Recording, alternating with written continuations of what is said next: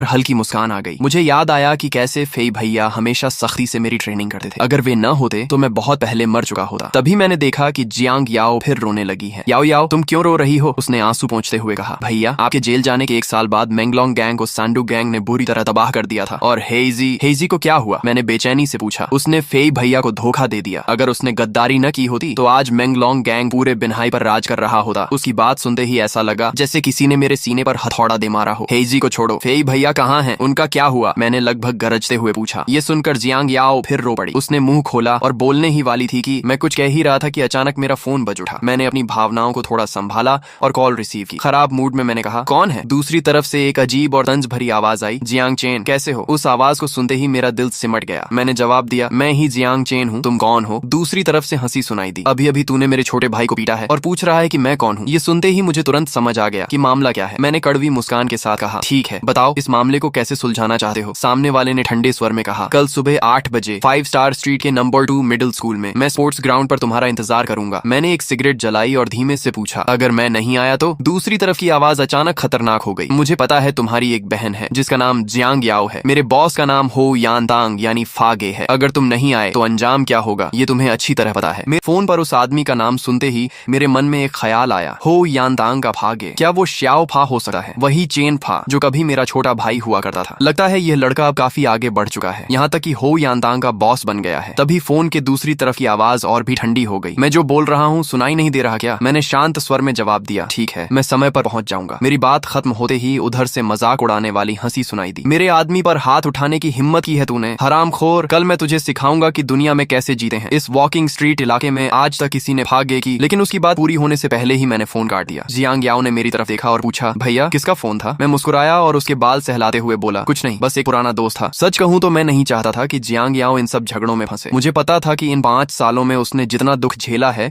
उतना शायद किसी को नहीं झेलना चाहिए। मैंने मन ही मन कसम खाई कि आज से मैं उसकी हर खुशी और हर सुरक्षा की जिम्मेदारी खुद उठाऊंगा। फिर मैंने पूछा, याओ याओ मुझे बताओ, फेई भैया का क्या हुआ? जियांग याओ ने गहरी सांस ली और बोली, फेई भैया अचानक गायब हो गए थे। कुछ लोग कहते हैं कि वे मर चुके हैं। उसकी यह बात सुनकर ऐसा लगा जैसे किसी ने मेरे सीने पर भारी हथौड़ा मार दिया हो। फेई भैया के साथ कुछ हो गया था। मैंने अपनी मुठियां भींच ली। अब मुझे हर हाल में उस समय की सच्चाई पता लगानी थी। इसके बाद मैं और जियांग याओ घर लौट आए। घर की हालत देखकर मेरा दिल बैठ गया। चारों तरफ वीरानी थी। जियांग याओ ने बताया कि वह भी काफी समय से घर नहीं आई थी। मजबूरी में उसे बाहर रहना पड़ता था। हमने मिलकर थोड़ा घर साफ किया। फिर वह रसोई में गई और मेरे लिए कुछ साधारण लेकिन स्वादिष्ट खाने बनाए। हम दोनों साथ बैठकर खाना खाने लगे। उसके चेहरे पर मुस्कान देकर ऐसा लग रहा था जैसे मैं फिर से 5 साल पीछे लौट गया हूँ। मैंने खिड़की के बाहर चमकते तारों को देखा और अनजाने में लियू छियन की याद आने लगी। मैं अब भी समझ नहीं पा रहा था